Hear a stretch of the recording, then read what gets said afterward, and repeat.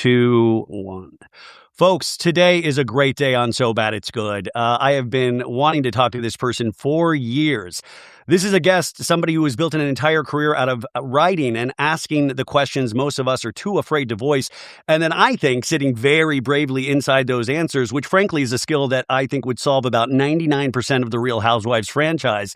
Our guest, Elizabeth Day, is a celebrated author, journalist, and the creator of one of my favorite podcasts, the wildly successful How to Fail, a show that for me has reframed failure not as weakness, but as these kind of data points, to help us become like fully realized humans through her interviews with cultural icons. I mean, and also Andy Cohen, Dorinda Medley, who are cultural icons to me. She's created a space where vulnerability feels intelligent and accessible, and ambition is something that feels honest. Now, as a novelist, she dissects power, intimacy, class struggle, quiet negotiations inside relationships. Her new book, her latest novel, coming out on February 24th, One of Us, explores these emotional fault lines, characters like Martin, Serena, Ben, Cosima.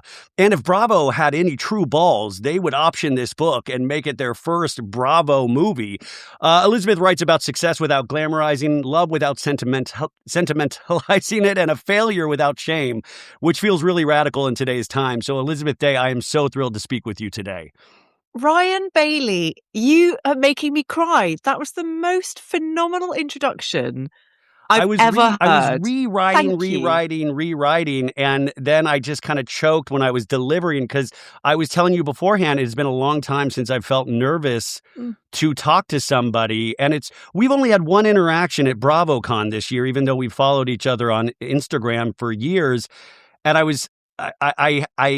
one of my talents, Elizabeth, is that I can see somebody and I'm like, I think that's Elizabeth Day. And then I went over to you and I was like, Elizabeth, and it was you. You were at BravoCon in Vegas this past year. I was, and it was such a pleasure to meet you in person, because I've been a huge fan of yours. I remember I actually first discovered you through Watch What Crappens, and I remember exactly where I was in the world when I first heard your voice.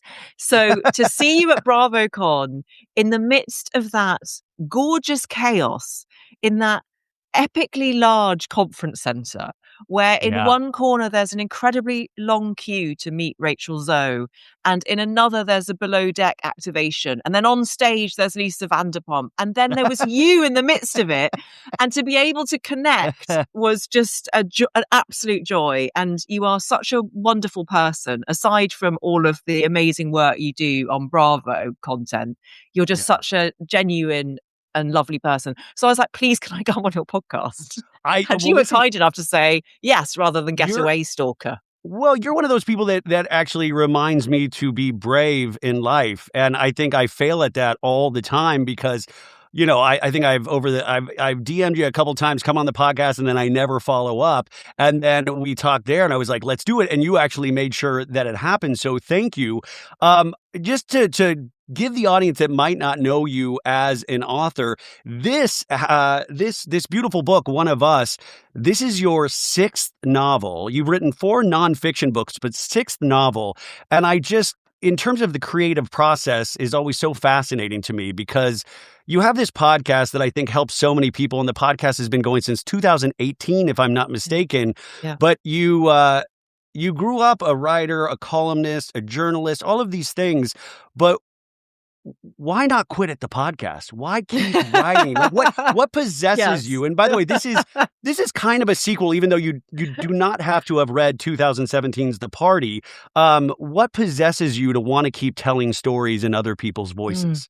What a beautiful question. I have always wanted to write. I am fascinated by human beings. And because I understand the world through culture, through reading books primarily, but also through watching reality TV shows, which are, that's the greatest kind of storytelling in so many ways. It's something that I think I will always do. And when it's going well and when I'm in the flow and I'm writing a book, it's the most untangled self that I feel. And there's an untangling, which is also about making sense of how I feel about the world. And so the nonfiction that I write often explores my own lived experience, whether that be unsuccessful fertility journeys or what it's like to go through a divorce and feel like a failure because your marriage has ended. But with fiction, there's the great joy of exploring other lives and really fine tuning your empathy. And I think that empathy is something that can radically change the world. I mean, in your incredible introduction, you touch on that the idea that if we imagine ourselves into other people's skins, and we might not automatically think that we have much in common with them, but I feel that it's my job as a storyteller to help you understand why they might be acting in certain ways. So One of Us, my novel that's out on the 24th of February, the easy pitch is that it's like rich people behaving badly, because who doesn't love a bit of that? I mean, Yeah, yeah. we're both Real Housewives fans. So I know. um, but it's also in the behaving badly, I seek to explain why they behave that way and what in their past might have shaped them. And so I think that's what keeps me coming back, is that I'm innately curious about what makes people the way they are. And that thread goes through the podcast as well, because How to Fail is a shortcut to a sort of intimacy that you don't always get in celebrity interviews. I'm asking quite deliberately about 3 times something's gone wrong in someone's life and what they learn along the way. And that gives me this amazing window into someone's life. So I get to be, I Yeah. mean, I say curious. Some people might say super nosy. Well, no, I mean, curious is obviously the better word to frame all of this, because there's an artistic poeticness about it, which I love. And I think that was one of the innate gifts that I was born with, was that I am wildly empathetic, and that doesn't have to be something that I practice. But, you even saying that, it's like, God, that really would help the world. Yet the further we get into life, the less empathetic we become. And, we put up all of these boundaries and walls, and even, characters. I mean, this is a novel, like, you have the ruling classes and power and greed and second chances. And, Serena, especially, Serena, I think, is destined to be a Real Housewife at some point. Yes. I Like, love that you said that. and by the way, just before I get too far into this, folks, just do me go to your local bookstore. Or listen, I don't love to buy books on Amazon, but if that's how you have to do it, that's how you have to do it. But go buy this so Elizabeth will come on the show again. Show her the power of the baddies. But I was thinking about that, like ruling classes and all of these things, but these characters still have these fundamental feelings, or, these things that they're trying to do, or, Martin having to go to therapy sessions, and like, Yeah. these lives that we are wanting to attain. But to go back to empathy, why do you think we are so closed off to being empathetic to other people, when now in 2026, we have more access to people's stories than we ever have had before? What a deep question. And Sorry, serious. No, it's brilliant, because I think about it a lot. And I actually think the answer is in the question. Because we have so much access, and because there is this notion we are more connected than ever before, we have a saturation, an overwhelm of information. We know so much about the world's pain that I understand it. So often our human impulse is to switch off or to protect ourselves. And it's difficult to know which stories to pay attention to, because there is such a bombardment of it. And that idea of being quote unquote connected online and through social media can actually lead to increasing isolation and alienation, because so often we compare our messy insides, and we all know that we're neurotic messes and full of flaws, but we're comparing what we know about ourselves to everyone else's externals. And often we can fall into the trap of comparison and believing that we're falling behind, and that person has it so much better or easier than we do. And so I think that's another thing that we have to be so cautious of. And that's why I really value truthful, authentic connection rather than an Instagram like. I mean, don't get me wrong, I value an Instagram like as well. If I put up a thirst trap, 100% you must like it.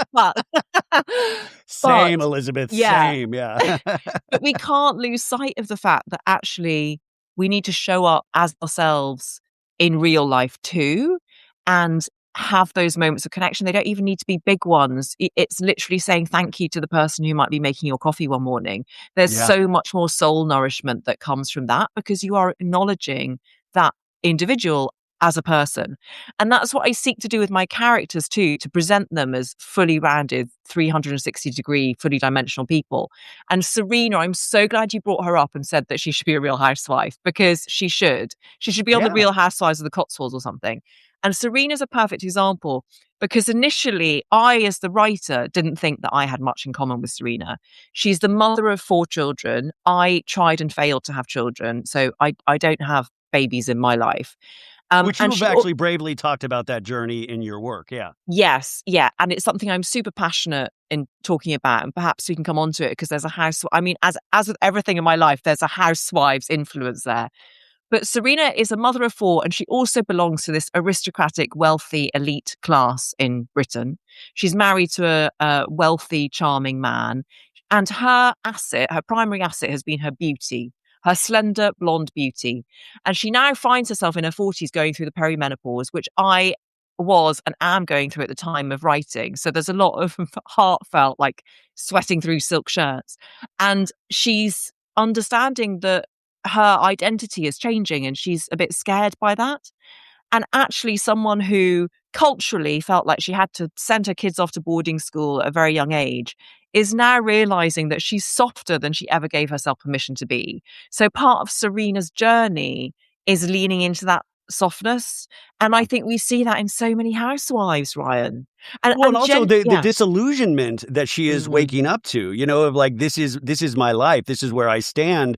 And I think, to your point, yeah, you see so many housewives. I mean, and sometimes it can come off as flippant or darkly comic or things like this, but you have to realize, I was re-listening to your Dorinda interview, talking about, like, her and Richard had only been married for 6 years, you guys, before Richard passed away. And she thought she had gotten everywhere she needed to go when she met Richard. She was like, she was at the top of the heap, you guys. And then realizing she felt at the bottom again. She felt at the bottom. And so when we saw her at the beginning of Real Housewives of New York and her journey there, she was still very angry about Richard's death and waking Yes. up to what her life was going to look like at 50. And I thought that was so fascinating because it's so much deeper. And the richness and the texture is so much deeper than sometimes a 43-minute episode can give us. But I think the audience is so savvy nowadays, and that's why I think you're going to love this book, because you're a savvy audience, is they pick up on those things. They read into the texture, even just with these small little scenes. Totally. I love that you pick up that comparison. I was blown away by Dorinda's vulnerability in that episode, and the fact that she said, yeah, I was grieving and I was so angry about it. You don't often hear people say that. And for me, some of the most powerful scenes of Housewives are the ones that are between, there's those little moments of friendship that turn out to have such meaning. They're not the high camp or the big arguments. And the one I'm thinking of is when Carol Radziwill and Dorinda bonded over their grief, that trip to London. And I remember that so vividly, thinking, gosh, here are these 2 young widows, something that neither of them ever could have imagined that they would go through. And these vastly different people in so many ways are bonding in this moment. And actually, the other person I'm thinking of when I'm talking about Serena is Bronwyn Newport from The Real Housewives of Salt Lake City. That's great. Isn't that a fascinating comparison? Because there is also someone who, in this last season, we saw her feeling so emotional about the fact that her daughter is leaving home, because her daughter has been so much a part of her identity, understandably, because And she's that's a single Cosima. mother. Am I saying the name correctly? Cosima? Yes, you're saying it perfectly. Okay. Yeah. Yes. Yeah. Yeah. So Cosima is Serena's eldest daughter. And we discover through the course of the book that Cosima is actually an environmental activist, which neither of her parents know. And her father is energy minister and on course to be the next prime minister of the UK. A rising star in the political genre. Yeah. Yeah. So there's this automatic tension between the daughter wanting to live her life and the mother feeling still that her identity is so wrapped up in parenting. And I was very affected by Bronwyn's storyline. And then obviously, again, Bronwyn married Todd, thought she was made for life. And now through the medium of the show, like, the show's almost been their marriage therapist. And now they're separated and she's living an even better life And now with a male model. she has a 12-pack. She's a guy with a 12-pack abs. Folks, imagine if edibles just made you feel good instead of too high. Yeah, we're talking about our friends over at Lumi today.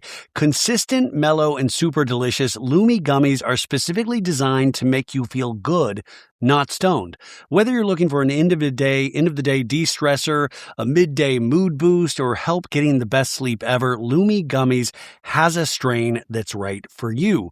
So for me, if you listen to the show, you know I have trouble sleeping. And so Lumi gummies, they're amazing. They sent me some and they are incredible. I particularly like the Rainbow Sherbet Indica. It's an indica gummy that melts away tension while keeping your mind clear and your spirits lifted. And it has like this amazing taste. It's like zesty orange, lime, and summer berries for a refreshing, sweet, tart finish. I feel like I'm on Top Chef when I talk about their gummies, but they have something for everybody. I mean, you got to go check them out. Go to lumigummies.com, obviously. But these things, they really work. Lumi gummies are available nationwide. So all you have to do is go to lumigummies.com. That's L-U-M-I gummies.com and use code SOBAD, even though it's so good, for 30% off your order. Again, that's L-U-M-I gummies.com, code SOBAD, lumigummies.com, code SOBAD. And I was like, that is so polar opposite of Todd. No offense. I'm sure Todd can get abs at some point, but it is very fascinating what these shows can either change you into or give you the bravery to like come out of some sort of shell. And I'm very curious to see Bronwyn next season on Salt Lake to really see what that mental state is, because that's a big change. I mean, you know, a big change, what she's going through, on top of her daughter is leaving to college. She let her daughter's boyfriend live with them when her dad was dying. Her mom was there. I mean, Bronwyn is such a fascinating character that, to your point, yeah, like that is one of those journeys that really suck you in, because you're like, where does this go from here? As an author, do you ever take a character just as a writing exercise and go, this is where Bronwyn ended this season. As a writer, how would I stack her journey next season? Do you ever do that? Wow. No. And now I'm like, why have I done that? Because that's 100% what I should do, because I have so many creative prompts just through Yeah. the world of Bravo. But one thing that I did do, so I know this is Bravo adjacent, but I've watched half of Palm Beach Members Only on Netflix, Yeah, which I'm, Kristen Wiig, yeah. yeah, which I, no, Oh, no, no, no, not, sorry, no, I the was thinking, reality TV show. you watched yeah, I watched the entire series, Elizabeth, Oh, I get can't ready. wait. I just haven't had enough time to get to the end of the series, but I'm obsessed with it. And I wrote down some quotes that I thought, I have to put this in the mouth of a character. And one of them, I have it on my phone. One of them is literally, and she's just like, she's not even one of the main characters. I wake up every day and I thank God for my ability to accessorize. I mean, Yeah. I just thought that's just too brilliant. So I'm definitely going to use And that. because there's a realness to her in that line. She really does wake up Yes, every day and goes, you know what's great about me? I know how to accessorize and other people don't. I mean, that's a real thought that goes through somebody's head. And that's I think the drawing power of these shows. You're like, I want to know more about a woman that thinks like that. That is, 'cause exactly. I've It's so never had that thought revealing. in my mind.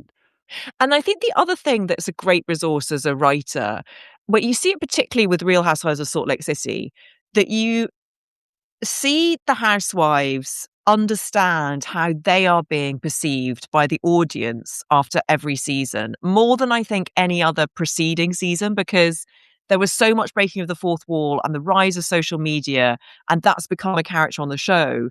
So seeing Bronwyn react to what she was seeing on screen about her own life, seeing Heather Gay turn into a slightly different person because Rihanna DM'd her after the first season, I know.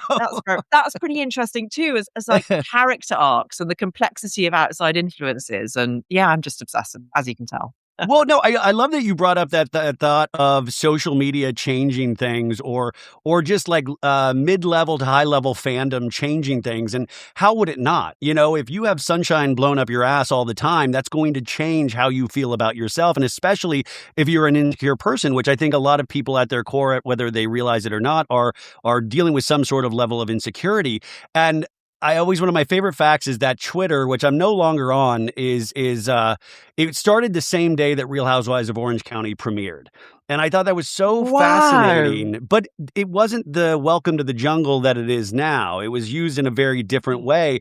And now social media, and like brand endorsements and all of these things play such a huge role in Housewives, and we can't go back. We're never going to be able to go back to those early seasons of Roni when it was about, a lot of the topics that you cover about like, like kind of striving for better placement at a fashion show, so like Alex Mm. and Simon can be there, or Jill Zarin. And I don't know how much you followed this over where you are about the Jill Zarin of it all after the Super Bowl. I followed it. As Yeah, I mean, I wanted to get your thoughts because members only Palm Beach. I thought Jill Zarin was a lock for season 2, and it turned out she had a show she was working with on E with Countess Luann, Sonia, Ramona, and now it's revealed that Dorinda's going to be a part of it, but she's been fired. And I just thought this wouldn't have happened back in old Roni, even if those were her thoughts, because the device for Jill to speak her truth would not be the same. It wouldn't have traveled as fast. And what were your thoughts about that? Because it's like you're always damned by your Achilles heel, and that's always been Jill's. Yes, that's such a fascinating point that she doesn't realize still that she's her own worst enemy. This compulsion to share in the same way that she brought cameras to Bobby's funeral, and there was that I whole thing with know. Bethany not knowing the cameras would be there, and it's her tragic flaw. And I say it's a tragic flaw without that being any kind of explanation Indictment, for yeah. what, Oh, and yeah, validation of what she said about Bad Bunny, because it's racist and disgusting. But the fact that she can't stop herself from doing it, but also she doesn't even realize that what she's doing is wrong.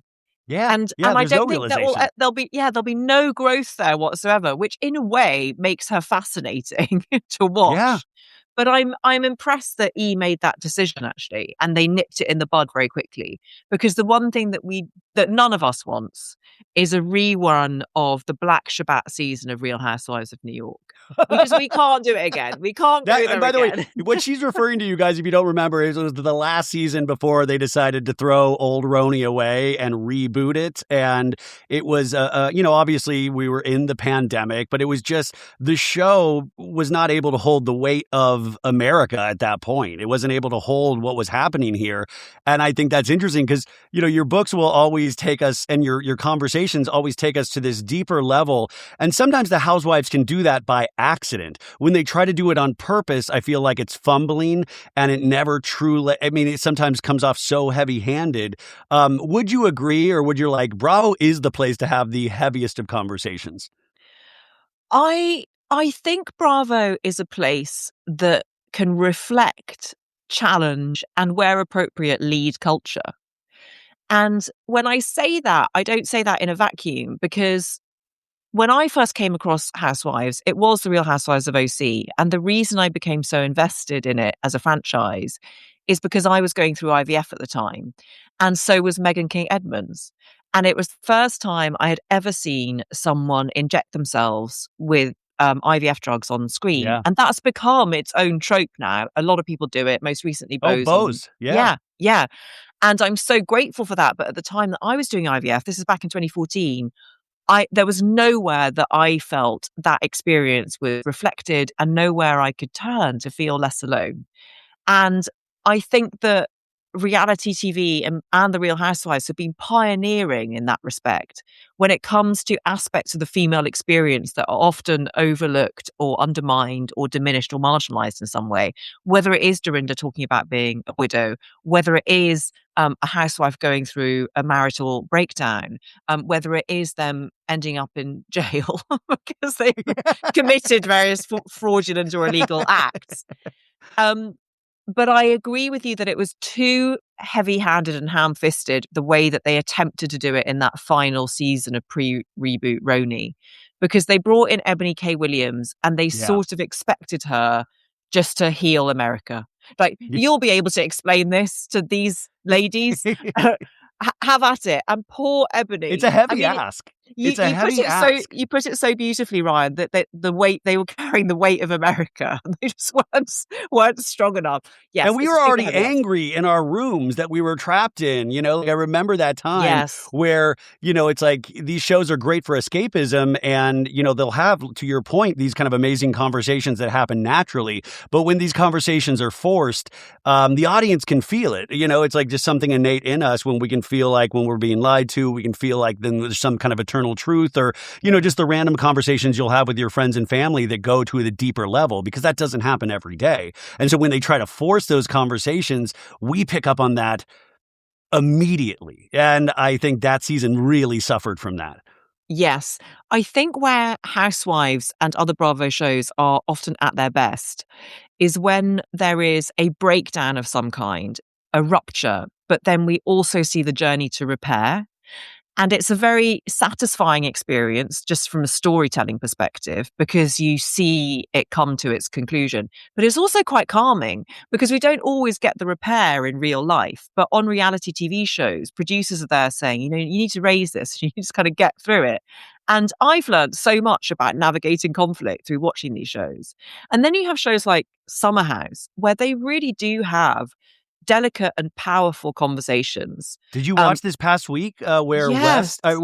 Sierra and the new guy, KJ. KJ, had this beautiful conversation that was purely organic about growing up and Black and how their parents taught them to be a certain way in certain areas. And this is a conversation that I would have never been able to be a part of. And yet by the magic of our television, I'm able to understand without it being heavy-handed, this kind of beautiful conversation that was like, oh my God, this is so real.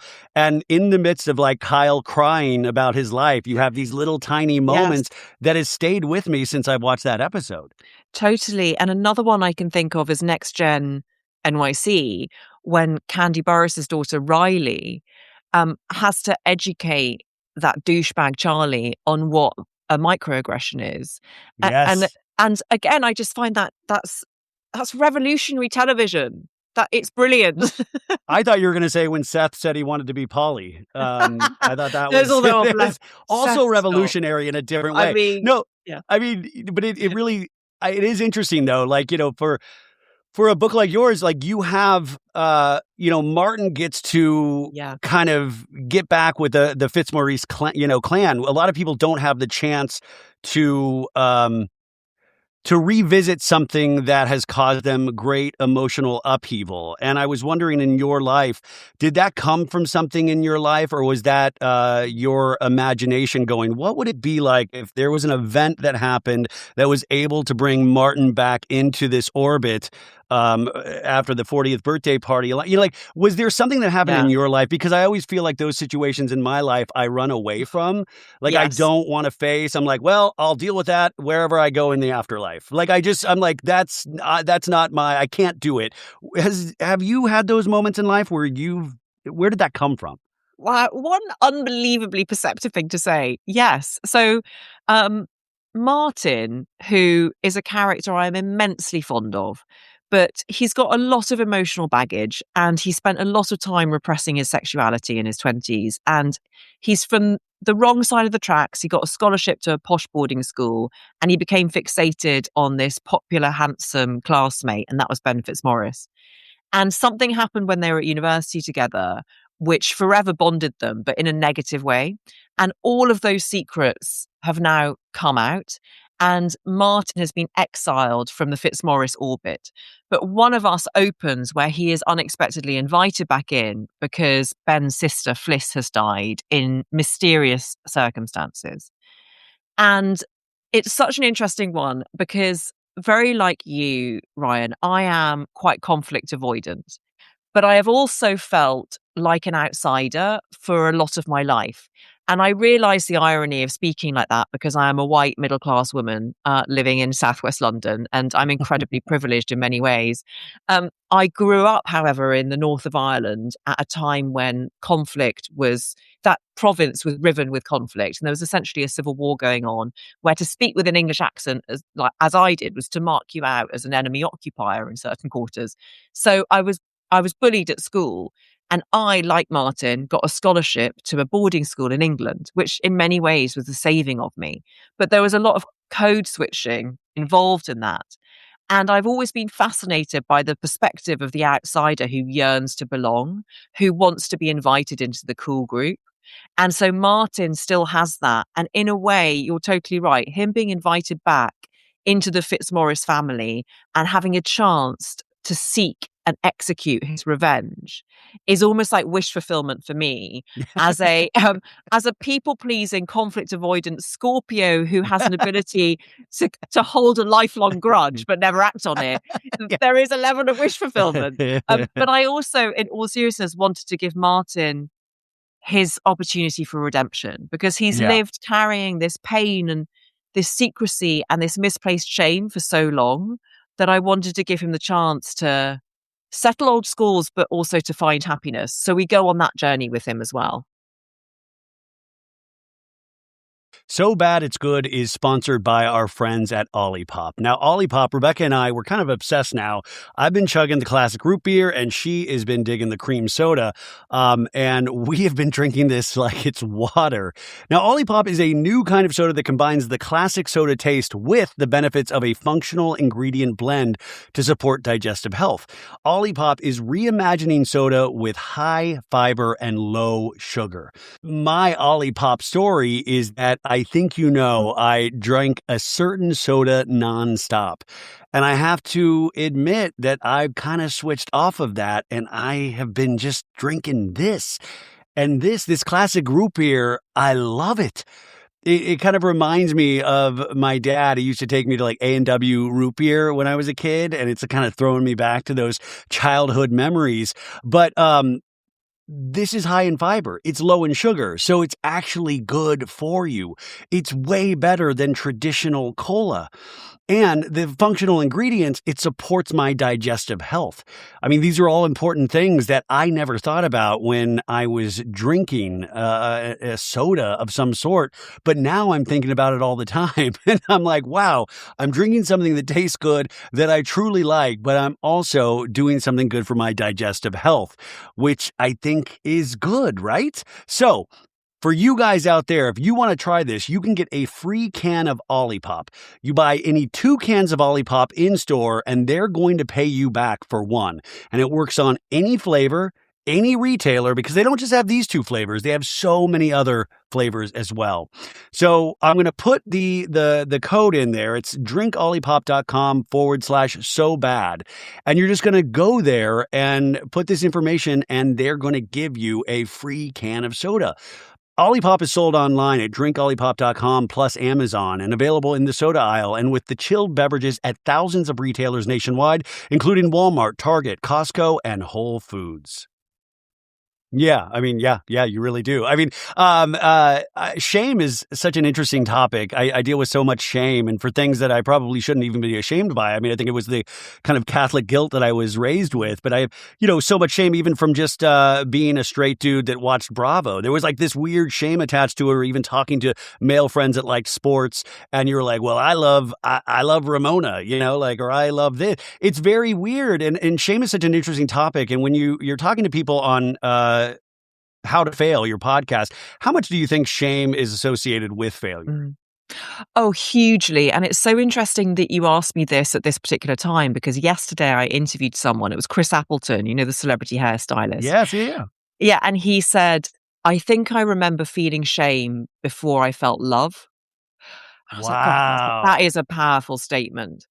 And both shame and love can shape us in such powerful ways. And I think failure, so many people for so long have felt a sense of shame, humiliation, embarrassment, worthlessness around failure. And a lot of that comes from social conditioning or the kind of families we grew up in. It's sort of inherited legacy, and it's not always ours to carry. And so I always say, failure is an opportunity to unpack all of that. Failure ultimately is when life doesn't go according to plan. So then you have to question the plan. Where did you get that plan from? Who is telling you that you should try and follow this plan? And do you really think it's a failure, or are other people simply telling you it's a failure? And actually, if we try and demystify it like that, it loses some of its capacity to hurt and sting and wound, because we can start to think of failure as something that is data acquisition, that Yeah. gives you the necessary information to tweak, to do something slightly differently next time. And it could be that the only data it gives you is that you are strong enough to survive it. But that in and of itself is so deeply meaningful. So anyone listening to this podcast right now, you have survived 100% of your worst failures and your most challenging days. And that makes you amazing and resilient and strong and powerful. So I think it's really important to understand that failure doesn't immediately need to be internalized as shame. It is ultimately something that just happens to us too. And the true test of character is in how we respond to it. Do you think people are still, I mean, do you see a shift since you started the podcast, or not because of the podcast, but do you see a shift in, I still find that people are sometimes it's hard for them to admit when they've failed. And, Yes. and I think I'm a different person because I lead with failure. I'm like, yeah, failure. Yay. Like I fail, but like a lot of people, it always shocks me because I'm like, well, why is it so big? Well, who cares if you failed? You're learning from that. And, I've lived enough life to realize that. But do you see a change at all? Do you see that we're more willing to accept failure? Definitely. I see a huge shift in how we talk about failure now. And I'm proud to have been a tiny part of that shift in conversation. I think the States you were always further ahead than us emotionally repressed Brits. um, I mean, the kind of failure I talk about is different from the sort Yeah. of macho Silicon Valley, fail fast, break Yeah. things. Yeah. Yeah. But you were having conversations like that way before we were. And I have noticed a huge shift, particularly in terms of gender. So when I first started How to Fail in 2018, I interviewed 8 people for the first season. And every single man that I approached said, I don't think I have failed. So I just was not sure that this is the right podcast for me. Which is hilarious. And then every single woman I approached, apart from one, said, "Oh my God, I failed so many times. I don't know which ones to That's pick to so talk about." interesting. Yeah. That's so great. And Not great. I think there were 2 things going on there. Because when I did get to speak to those men, of course they had failed, but they hadn't labeled it failure. And I think partly that was because they were lucky enough to have been born in a world still made in their image. And so when they encountered failure, they just thought, well, it's a little overcomable obstacle on my path to eventual and guaranteed success. But I actually think the other thing that was going on was that social conditioning, where historically it has wrongly been seen as an admission of weakness if a man says, oh, I did this wrong or this was a mistake. And as the podcast has grown, that has massively changed. I now get amazing guests of all genders and all I was just listening backgrounds. to your last guest, and he was talking. I mean, he was talking about how I'm blanking on his name, a comedian. Mo Gilligan. Yeah, who was great, and it was very, he was very open, and he was very, like it's interesting hearing people talk about their journeys, and also, do you ever find though too with men when we admit failure, we're celebrated for it, where women it is like, well, they're well, like it is Yes. interesting. I feel like we are celebrated for the easiest of things. Obviously, Yeah. I'm not telling you. Like, I'm going to mansplain this to you. the medium is the message. No, and I know that you're about to be a father. Congratulations. Yeah, 6 weeks And away. Yeah, oh, I'm so happy for you. And by the way, your partner is so beautiful. isn't Um, she? yeah, you're the most gorgeous couple I think I've ever seen. God. But I think straight men get a lot of compliments still for doing basic parenting. In fact, let me quote another Yes. Housewives franchise, Potomac. And there was that conversation between Monique and Angel where they were trying to get Angel to come out. Oh yeah, And yeah. Oh, Angel and was she like, I was. just need to check with my husband. And Monique was like, he's a dad, he'll be fine. So I think there's still a lot of that. But what I also think, and I'm very aware that there are certain people in our societies who are given multiple opportunities to fail upwards. And there are other people, whether they be a person of color or they're living with a chronic illness or they are marginalized in some way, who aren't given those multiple opportunities to fail. If they fail, they've got one chance and they're out. And I think we most often see that in our ruling classes. And without naming any names, that is something that I that is something that ghoulishly compels me. And I write about that in One of Us, because there are lots of incompetent politicians who have made a career out of playing politics as a kind of chess game, but have never lived a day in their lives as a normal person. And so they don't Oh, yeah. understand how the policies that they're implementing are actually affecting everyday people. And No, that was because that we're just you're right, we're just chess pieces. Like, they would never exactly. understand. They cosplay as being able to understand the plight of the working class when they've never actually been the working class. And, first off, love the word ghoulishly. I need to use that more. But it is interesting. There is this thing of, and especially in politics, is there's never an admission of failure, and they use it to great success.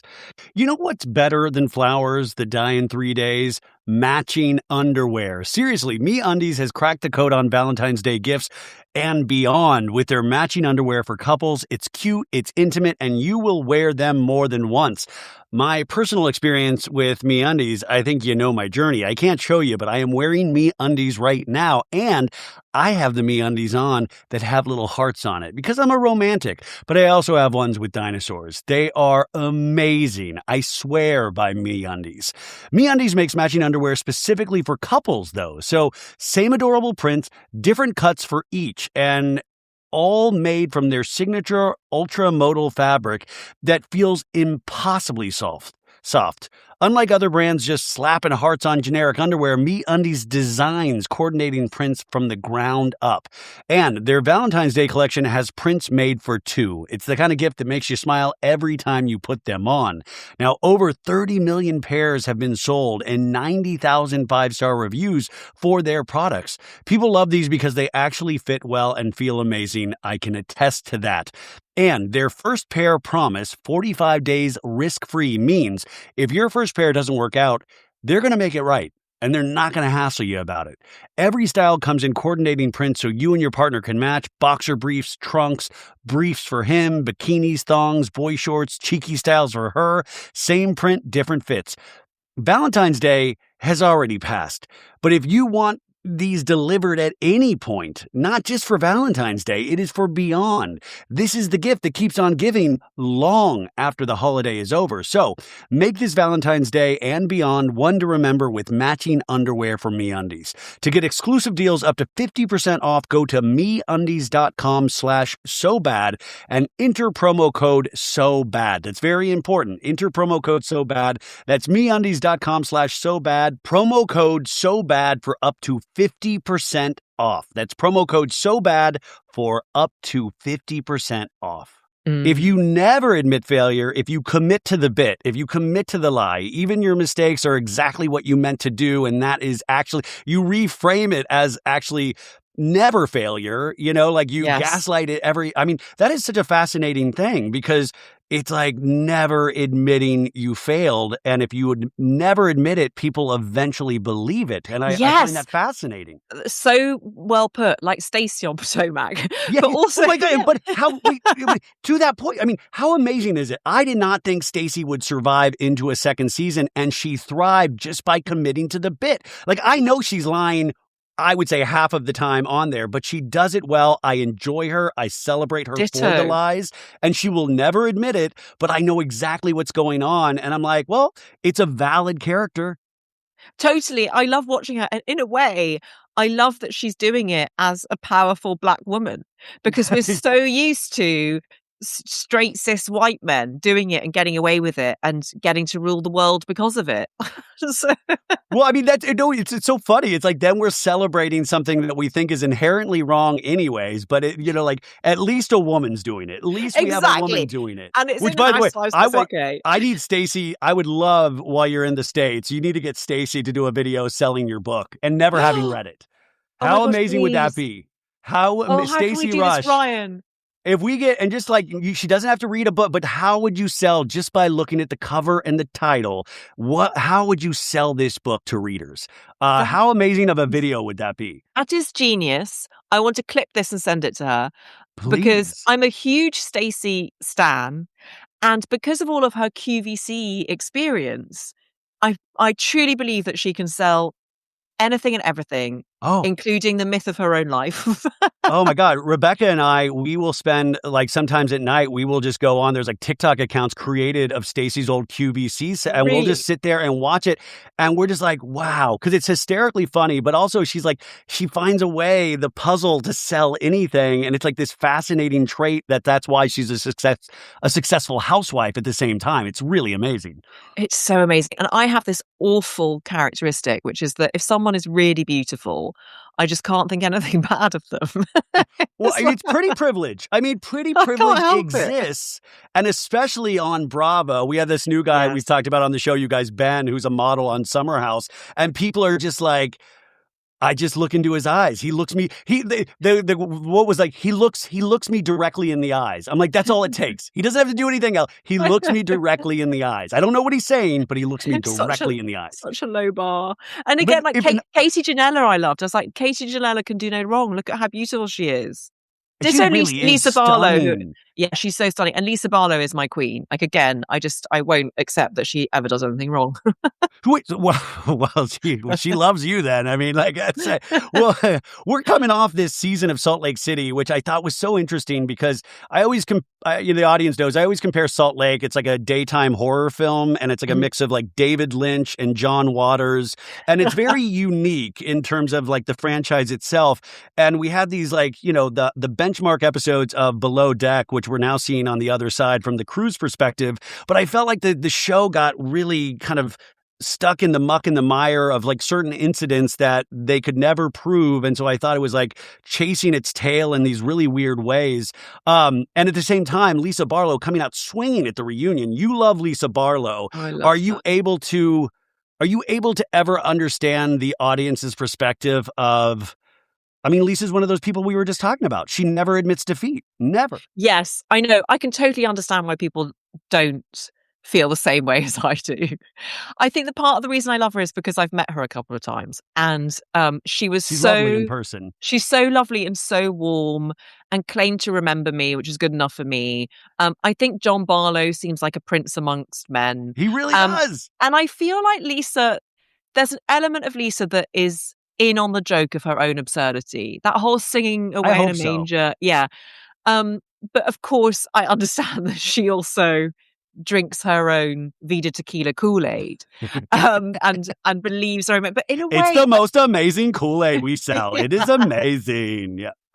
It's one of those things that I suppose I admire in a way because it's so different from how I feel about myself. I feel so sort of needy and insecure and like requiring of constant validation. And so then I see these women like Lisa Barlow or Dorit, and I'm like, wow, how amazing to sort of be like that, where you're unapologetically wedded to your own version of the truth.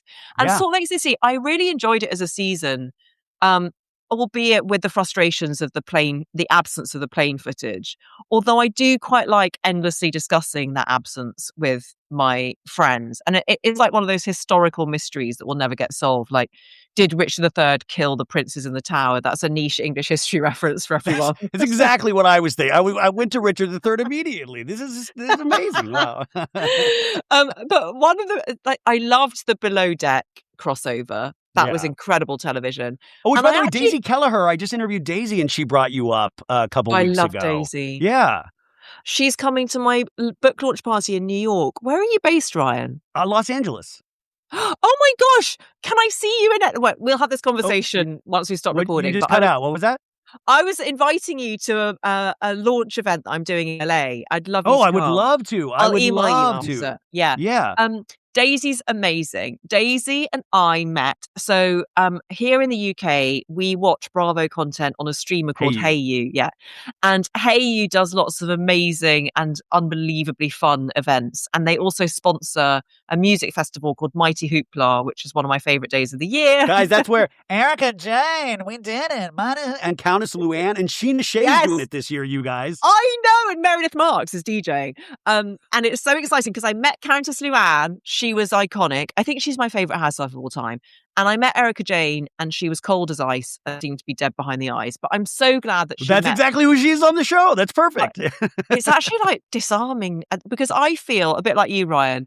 I feel I can connect with most people. Yeah. There was no connection there. Anyway, the first Mighty Hoopla I went to, Daisy was there too. So we bonded and then we became Instagram friends. And then we met up at BravoCon and I went for martinis with her and her lovely friend, her Mark. like childhood friend, and Mark Yeah. from Yacht Mess. And we had the best time. Yeah, no, I mean, Daisy is awesome, but I mean, I was thinking about like these kind of ridiculous moments that I mean, I really wish Warhol was still around to kind of get his take on the housewives. You were talking about Lisa Barlow and her singing, and I remember it was not this Christmas, but the Christmas before, I was invited to an event at Kathy Hilton's through DirecTV, and Kathy Hilton and Lisa Barlow sang Last Christmas. I've Wham and never George Michael. been so Oh, jealous as I am right I, now. yeah, but I was wondering, like that for me, I felt like, oh, my soul has left my body. This isn't real life. We live in a simulation. This isn't really happening. How many moments, or is there a moment that you've had? It could be Mighty Hoopla. It could be, not even dealing with the housewives, where you're like, this is not my real life. This Oh, is, yes. Okay. So Hey You also did what they called a Hey You Fan Fest, which was kind of their equivalent of BravoCon in London. And because I am a Hey You ambassador, one of my proudest roles, they invited me to a dinner the night before Hey You Fan Fest, at which I was interviewing none other than Andy Cohen, who ugh. I love and adore. Which you can I find Andy Cohen's episode on the How to Fail podcast, you guys. Thank you, Ryan. Yes, you can. And he then invited me to be bartender on Watch What Happens Live, which was the best day of my life. Oh, it's a But dream. it was a dream. There was a dinner before Hey You Fan Fest. And at that dinner, I sat next to Sutton Strack on one side. I know. 2 seats down was Lisa Barlow. Opposite me was Ashley Darby and Captain Sandy. And at the other end of the table were Austin and Craig from Southern Charm. So that, I mean, talk about a fever dream. That was the fever dream. It was incredible. No, no, Uh, I know you're taken. I know you got a guy, but like, is Austin really legitimately that tall that you would yes. throw away your whole life for that kind of tallness? Yes and no. So he is very tall, and I normally love tall. I am not drawn to Austin because I Thank just God can't. somebody's not. Jeez. I know. I just can't get over the the way his personality is portrayed on the show. I just find it so unappealing and so immature. I tell you who I'm more attracted to is his mother. I think his mother is Isn't your mom? Oh amazing. God, that's another Yeah. real conversation we had on Southern Charm, where her mom saying kids are the best thing that ever happened to me in Oh, my life. Where I was just like, and it beautiful. reminded me so much of my mom, and those like because every time I make fun of Austin, I have to remind myself, and I sometimes have to remind the audience, he comes from a lovely family that has dealt with loss, that have managed to not, I mean, thrive in a sense, to manage to keep a family together through loss. That is such a beautiful sentiment. And so many props to his parents. And I Yeah. just sometimes wonder, because a mom is never going to look at their son, they're always going to make excuses for their son. But I just always wonder, like, when that video came out of Austin being caught with two women by Madison, I don't know if you, Madison. Madison, Madison. Madison, no, it's a physical reaction that my penis is doing, Madison. You don't understand. Like, I always wonder what her reaction to I those know. things, it's hysterical. I've been thinking about this too. I think sometimes children can be too well parented. I feel like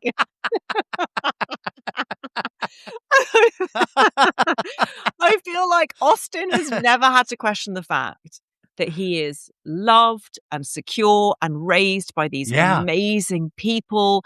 And yeah, I mean, I can't even imagine the tragedy and how they had to contend with that. And what an extraordinary family they are. But it also like that love. Sometimes, yeah, you're right. Sometimes a really amazing mother doesn't always see the flaws in her own son. No, I And mean, nor should she in a way. exactly, nor should she. And Yeah, and like, look, I mean, this man has failed upwards in a lot of ways. I mean, a lot of people on reality literally. TV, it's like a perfect vehicle to fail upwards, and especially the men on Bravo. Yes. And I always find that interesting. And if you have empathy, you can kind of try to understand everybody's point of view, but you can also twist yourself into pretzels doing that. A Yes. couple more things before we wrap up. I just Can I just noticed this. quickly say, Yeah, sorry, that Craig, however, who was at that dinner, unbelievably handsome and right. also very charming. Like he was so open, like chatted and gave me his number. I was like, that's very nice of you. But also, I want to point that out. Probably gave you his number, not in a creepy way.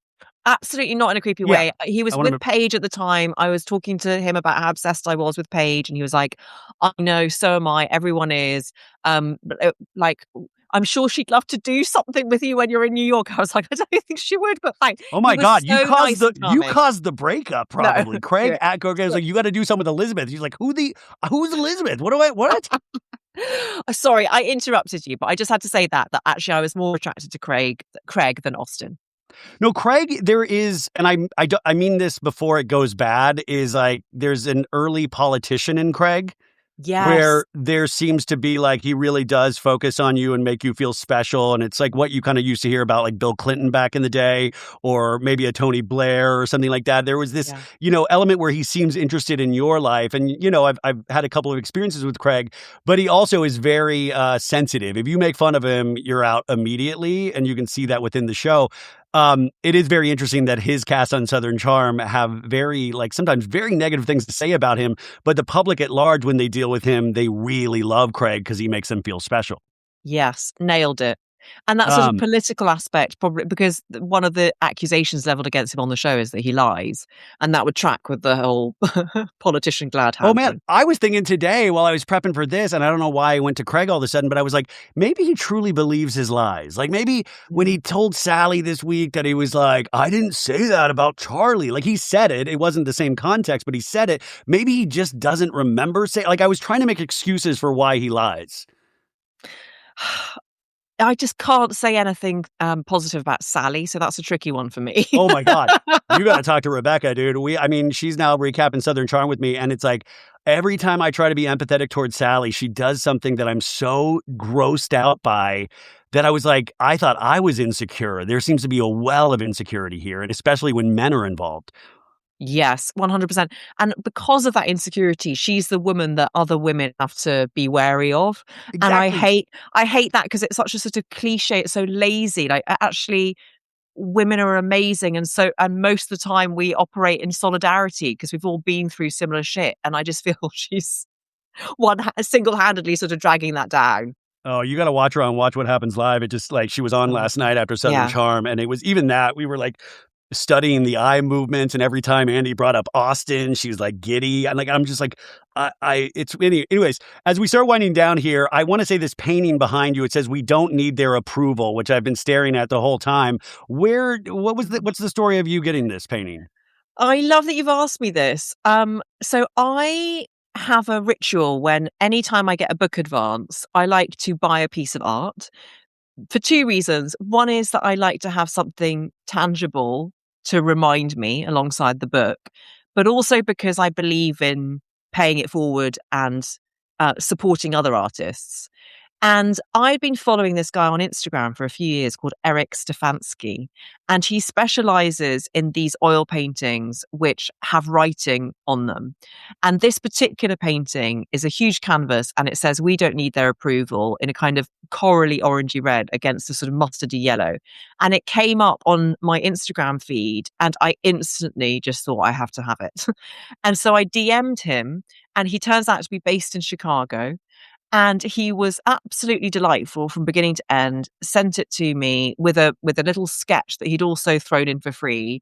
And I feel a real bond with him now. And I know that he and his wife have had some fertility issues. So there's that bond as well. And I love that. And I also love it because it acts as a daily reminder to me as someone who, as previously mentioned, struggles with the need to be liked and validated, although I'm working on it and I'm much better than I used to be. It's a reminder that we don't need their approval when they are strangers on the internet or literary critics you've never met who don't understand the value of your work, or that girl at school who bullied you that time. We don't actually need their approval. We need our own approval. And we need to believe in the work that we do and the people that we are and how we love and what our moral core is. And it's important for me to have cornerstone relationships in my life where I turn to them to ask them what they think. But I don't need the approval of unknown masses or some hypothetical invented committee. Is that something that you are fully accepting of, or is that a daily reminder because sometimes you slip? Mm. Oh, it's a daily reminder. I think I still feel it. I know I still feel it.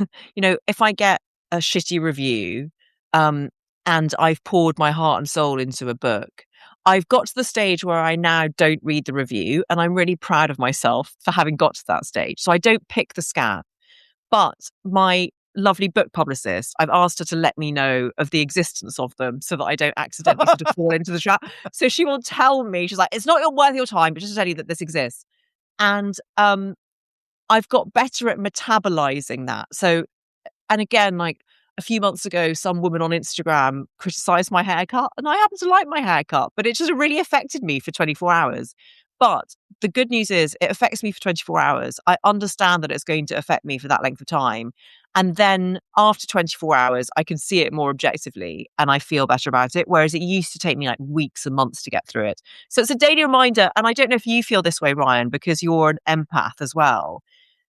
Sometimes it's really important to cling on to our thin skins because it's part of what makes Yeah. us creatives and storytellers. It's a sports jacket I've worn my entire life, and it covers me up, and then you're so used to it that it becomes this weird kind of friend, even though in reality it's an enemy. But it's this thing that I feel like, and if I let it go, there's this weird paranoia that it will. I don't know. There's so many things wrapped up in that thought We process, but care. We care. yeah, it's really interesting.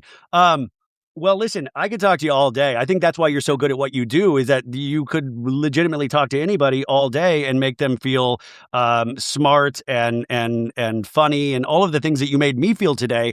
And the audience out there at large, I just want you to do me a favor. Like I said, the book is called One of Us, Elizabeth Day. This is my first novel that I've read of yours because I first fell in love with you during the podcast. What is the second book I should read of yours? Ooh, do you want fiction or nonfiction? Well, give me one of both. Okay. So you love the podcast. So the nonfiction book I would recommend is also called How to Fail.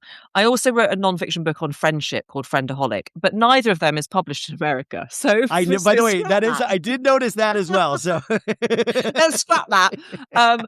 So I'll bring one over for you. So the next novel you should read is probably Magpie. Magpie, I wrote during the pandemic, and it's a fertility thriller of sorts. In fact, it's not really a thriller, it's more of a compeller. Like it's a thrilling read, but there's no police procedural elements in it. And there's a big plot twist in it. And I happen to love big plot twists. So my challenge was to make it one that you couldn't guess. And fun fact, Beyonce was once pictured holding a copy of Magpie in an Instagram I post. think I remember seeing that, or maybe you posted about that I because did I'm post such a it. huge You bet I Beyonce. posted it. I think I remember that. I could never. I think that's another time I would just quit. If Beyonce ever held you can't hold a podcast, but if they could ever, I mean, that's the top. It doesn't get better. That was incredible. I was like, yeah. It's sort of Beyonce has read my name. It's almost like we're best friends. Yeah, even if she was making fun of me, I think I would be okay with that. Even if she's like, this fool, Totally. I'd be okay. Put all of her socials on there, but I want you to go support. Also, if you're in New York, you guys, she is doing some book events at the Strand Bookstore. My God, the Strand. February 25th, she's in conversation with Coco Mellors. In LA, you got Barnes & Noble, The Grove, February 26th. The Grove is the biggest, in conversation with Maggie Shipstead. And then Vroman's Bookstore in Pasadena, February 28th, in conversation with Amanda de Cadenet. Are you kidding me? I mean, these are this huge. So if you're in New York or LA, go to those. But I want you to get this book. And like I said, we got to buy this so she'll come on the show again, because this is like just tip of the iceberg stuff, folks. But Elizabeth, to you, this is the to butter you up one last time, is that you are a mentor to me without ever me having to ask that of you. You have taught me to be brave when I've not felt bravery. You've taught me how to think about my divorce. You've taught me how so many things. And what a lovely conversation this has been. And you could tell how nervous I was in the beginning. And now I feel like you're a friend. And that's just a talent that you have. So, Elizabeth Day, we really thank you so much today. Ryan, I don't know how to thank you back for those beautiful, heartfelt words. And right back at you, I couldn't tell you were nervous, by the way, but I'm honoured that you were. And I feel like I've met such a kindred spirit and such a friend. And thank you for keeping me company all of this time with your incredible wit and humor and intelligence and insight. And I can't wait to meet you again in person without holding a can of Loverboy in my hand and being in a Vegas conference center. We gotta Thank send it. you. We're gonna send it when we see Oh, each other. We're gonna can send we? it. We're gonna summer's gonna be fun this summer, you guys. Elizabeth Day, ladies and gentlemen.